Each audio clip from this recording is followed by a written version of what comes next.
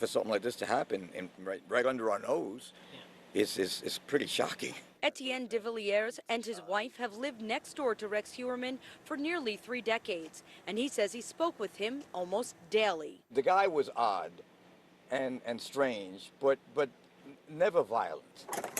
De Villiers says when he moved in 28 years ago, Heuermann would look over the fence and try to talk to his wife while she sunbathed in their backyard. It happened so many times that finally I pulled him over and said, and we had a talk. The woman felt, quote, creeped out that Heuermann continuously looked over at her, according to her husband. We had to talk, and it wasn't a pleasant talk, but he stopped, and he didn't argue with me or anything. He just, backed off. From that point, they would become cordial neighbors. These days, the only people who have any contact with Heuermann are law enforcement. Suffolk County Sheriff Errol Toulon Jr.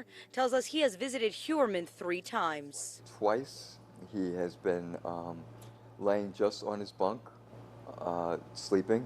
Once he was looking up just looking up at the ceiling.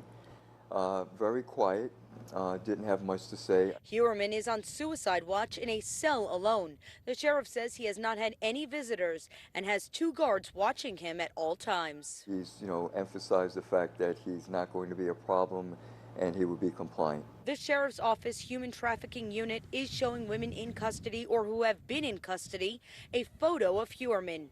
The sheriff says 2 sex workers previously in custody were contacted by Heuermann in the past. They chose not to engage with him.